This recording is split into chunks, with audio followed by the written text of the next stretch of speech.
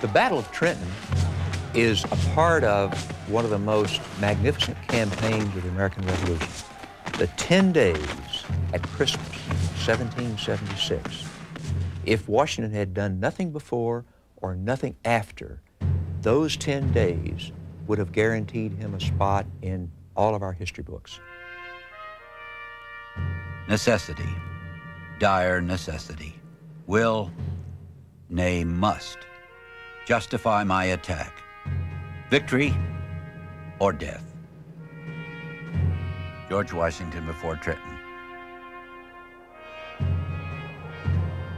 On Christmas night of 1776, Washington led 2,400 of his dwindling army to the banks of the Delaware River. He planned to cross the river and attack the enemy-held town of Trenton, New Jersey.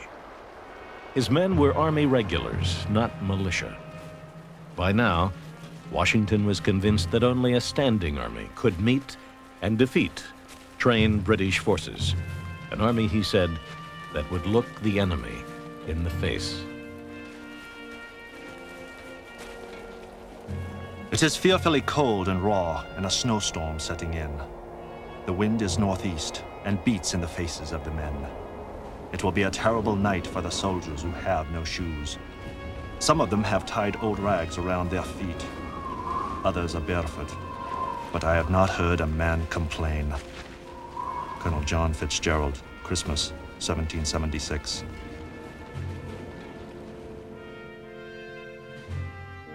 John Glover's Marbleheaders, the same group that saved Washington's army through a daring nighttime evacuation from Brooklyn to Manhattan just 4 months earlier, saw to the dangerous task of ferrying the Continentals across the icy Delaware.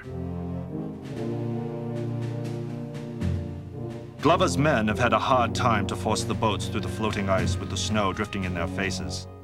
I have never seen Washington so determined as he is now. He is calm and collected, but very determined.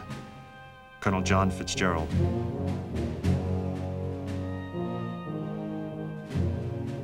The crossing took longer than expected. They still had 9 hard miles to cover in order to surprise the enemy before dawn. Surprise was possible in no small part because of the work of John Honeyman, a spy of Washington's who had infiltrated the British-paid German mercenaries, commonly called Hessians. Throughout the war, I should add, Washington was his own spy master. He ran all kinds of spy rings inside the British Army and inside the British cities like New York and Philadelphia. But Trenton was his masterpiece. And Honeyman went into Trenton and befriended the German commander. His name was Johann Rall. And Honeyman told Rall, "Oh, I've been over on the other side of Delaware. Washington's army is falling apart. There's nothing left. He's gone. You know, there's nothing. Don't worry about the Americans. Have another drink, Colonel," and so forth. Honeyman, meanwhile, would get back to Washington and give him a complete breakdown of every move the Hessians were making, the disposition of all their sentries, the whole operation of this Hessian outpost there at Trenton. At 7:30 in the morning, in a sleet storm, the American forces surprised the Hessians, still groggy from their Christmas festivities. There are probably no troops, British, Hessian, or Loyalists, that would have stood against the Americans at Trenton. They were caught totally by surprise. They were disorganized, and they really didn't know what was going on. Plus, the weather was bad, and it was hard to fire their muskets. The Hessian commander, spent after a Christmas night of drinking and gambling, tried to rally his troops. We could hear him shouting in German, "My brave soldiers, advance!" His men were frightened and confused, for our men were firing upon them from fences and houses, and they were falling fast. It was not long before Rall tumbled from his horse, and his soldiers threw down their guns and gave themselves up as prisoners. Colonel John Fitzgerald.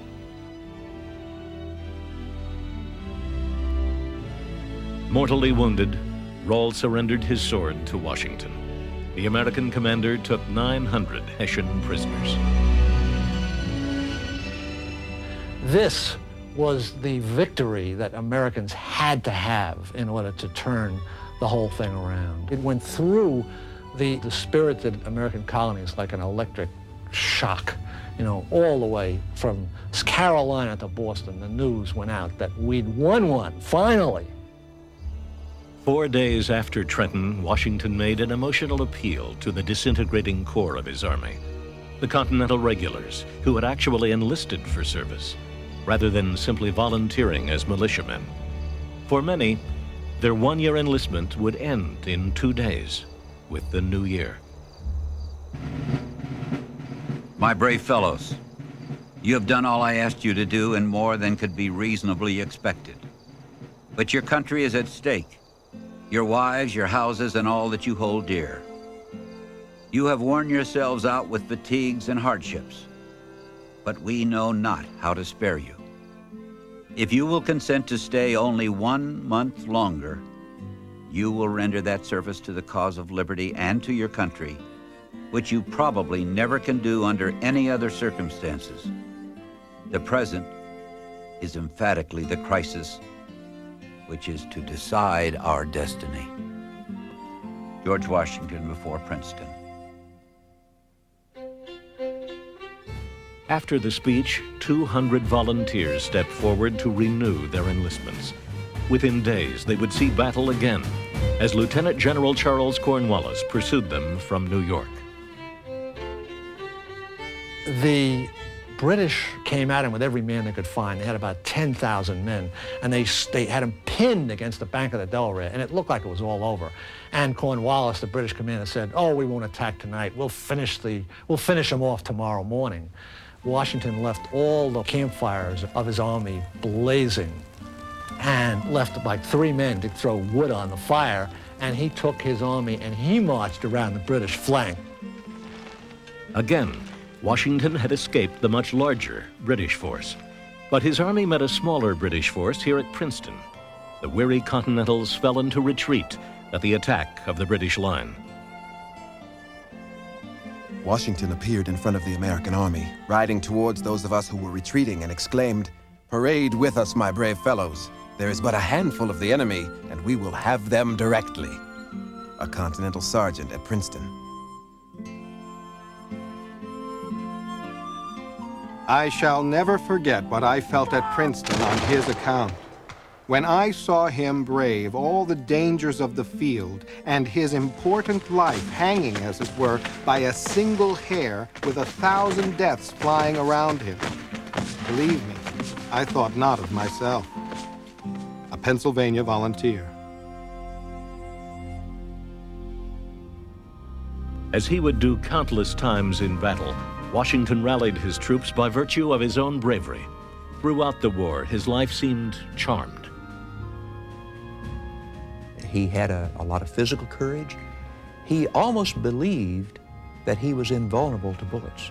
He had 3 horses shot out from under him. He had bullet holes in his clothes. His hat was shot away, but he was never himself scratched once by a bullet or a bayonet. And he exposed himself constantly. Several months earlier in New York, British buglers sounded a fox hunting tune as they pursued Washington and his fleeing army. Still smarting from the insult, Washington now shouted, "It's a fine day for a fox chase, my boys," and spurred his horse after the retreating redcoats. As at Trenton, the British were routed. Washington didn't linger to savor his second victory in 9 days. Instead, he rushed his army into winter quarters in the mountains near Morristown, New Jersey. You look at the map, from that location, he would have been astride or on the flank of the lines of communication, supply lines of the British leading across the state of New Jersey. The British could not get at him back in those mountains in the winter with an army in that day and age, so they had no choice but to leave New Jersey. So by winning 2 battles, very small battles really in terms of the numbers of soldiers engaged on either side, and by an operational maneuver, he wedged, or outgeneraled, if you will, the British completely out of New Jersey. And so when the campaigning ended, the British had New York City. That's all they had to show for the largest expeditionary force they ever had sent anywhere for an entire year's of campaigning.